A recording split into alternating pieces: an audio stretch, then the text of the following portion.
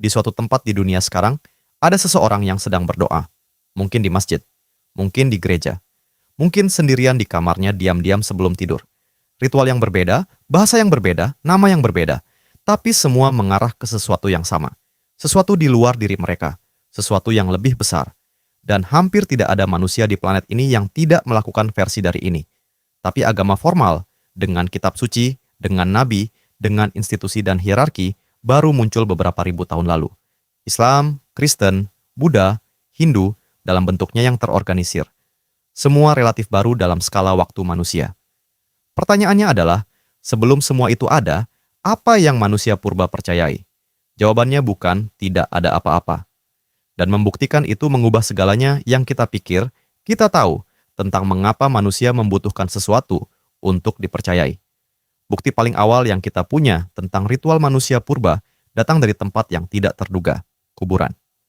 Di Gua Shanidar di Irak, arkeolog menemukan sisa-sisa Neanderthal yang berusia sekitar 60.000 tahun, dikubur dengan posisi yang disengaja. Tubuh ditempatkan dalam posisi janin dikelilingi serbuk sari dari 8 jenis bunga berbeda.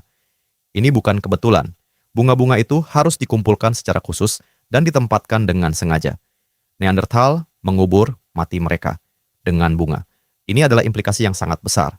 Mengubur mati bukan hanya tindakan kebersihan atau keamanan. Ini menunjukkan bahwa mereka memperlakukan kematian sebagai sesuatu yang bermakna, bahwa tubuh yang sudah mati masih punya nilai, bahwa ada sesuatu, entah apa, yang mereka rasakan perlu dilakukan untuk orang yang sudah pergi. Kita tidak bisa membaca pikiran mereka, tapi perilaku itu sangat sulit dijelaskan tanpa asumsi bahwa mereka punya semacam kepercayaan tentang apa yang terjadi setelah kematian. Dan ini bukan satu-satunya bukti. Di Afrika Selatan, di Gua Blombos, arkeolog menemukan benda-benda yang berusia sekitar 70.000 tahun. Potongan oker merah yang digores dengan pola geometris, manik-manik yang dibuat dari cangkang kerang, alat-alat yang dibuat jauh lebih halus dari yang dibutuhkan untuk fungsi praktisnya. Ini adalah bukti simbolisme. Manusia yang membuat benda-benda ini tidak hanya memikirkan kegunaan. Mereka memikirkan makna. Oker merah secara konsisten ditemukan di situs-situs pemakaman di seluruh dunia, dari Afrika hingga Australia hingga Eropa, digunakan untuk mewarnai tubuh orang yang dikubur. Merah adalah warna darah. Beberapa peneliti berargumen bahwa oker merah adalah cara manusia purba mengembalikan kehidupan dalam bentuk simbolis kepada orang yang sudah meninggal. Ini adalah pemikiran abstrak yang sangat canggih, dan ini terjadi puluhan ribu tahun sebelum agama apapun yang kita kenal hari ini ada. Tapi ritual pemakaman, meskipun mengisyaratkan kepercayaan tentang kematian, tidak memberitahu kita apa yang mereka percayai tentang dunia yang lebih luas. Apa yang mereka anggap sebagai kekuatan, di balik hujan, di balik penyakit, di balik keberhasilan berburu. Disinilah bukti dari masyarakat pemburu pengumpul modern yang masih ada menjadi sangat penting. Peneliti yang mempelajari suku Hadza di Tanzania, suku Kalahari Bushmen di Afrika, dan komunitas pemburu pengumpul lainnya yang masih hidup, menemukan pola yang sangat konsisten. Sesuatu yang disebut animisme, kepercayaan bahwa semua hal di alam memiliki roh atau esensi yang hidup. Pohon punya roh, sungai punya roh, hewan yang diburu punya roh yang perlu dihormati. Ini bukan kepercayaan yang terorganisir. Tidak ada kitab suci, tidak ada imam, tidak ada gedung ibadah, tapi ada ritual yang sangat spesifik yang mengatur hubungan antara manusia dan dunia di sekitar mereka. Sebelum berburu, ada ritual permintaan izin kepada roh hewan. Setelah membunuh, ada ritual terima kasih dan permintaan maaf. Ketika seseorang sakit, ada ritual untuk berkomunikasi dengan kekuatan yang dianggap bertanggung jawab atas penyakit itu. Antropolog berargumen bahwa animisme kemungkinan besar adalah sistem kepercayaan pertama manusia. Bukan karena itu primitif atau sederhana, tapi karena itu muncul secara independen di hampir setiap budaya manusia yang tidak pernah saling berkontak. Ketika sesuatu muncul secara independen di ratusan budaya yang berbeda, kemungkinan besar itu bukan kebetulan. Kemungkinan besar itu mencerminkan sesuatu yang mendasar tentang cara otak manusia melihat dunia, dan ilmu saraf modern memberikan petunjuk mengapa otak manusia adalah mesin pendeteksi pola dan pendeteksi agen yang sangat aktif.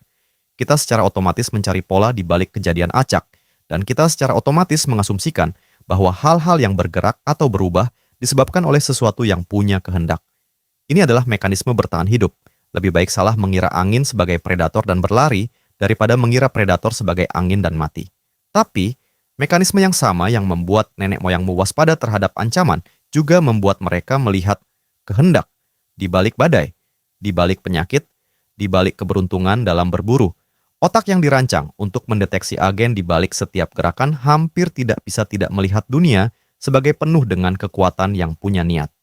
Dari titik awal ini, animisme yang muncul dari cara kerja otak manusia, sistem kepercayaan bisa berkembang menjadi lebih kompleks. Roh-roh alam menjadi lebih terspesialisasi. Beberapa roh menjadi lebih kuat dari yang lain. Muncul spesialis yang bisa berkomunikasi dengan roh-roh itu, yang kita sebut dukun atau syaman.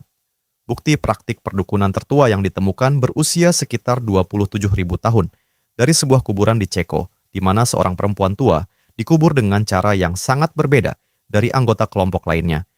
Dikelilingi benda-benda ritual dalam posisi yang mengisyaratkan status khusus.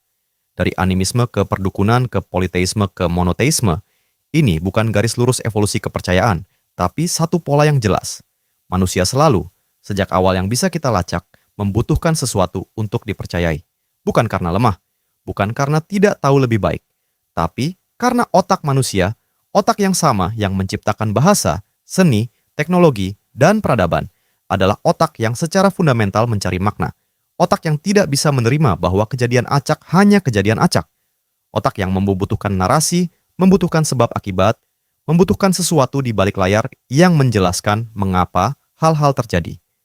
Agama formal adalah produk terbaru dari kebutuhan yang sangat tua, dan 60.000 tahun sebelum ada satupun agama yang kamu kenal hari ini, seseorang berdiri di depan kuburan orang yang mereka cintai, meletakkan bunga di atasnya, dan melakukan sesuatu yang sampai sekarang tidak kita tahu persis apa, tapi yang dengan sangat jelas mengatakan, kematian ini punya makna, dan ada sesuatu di luar sana yang mendengarkan.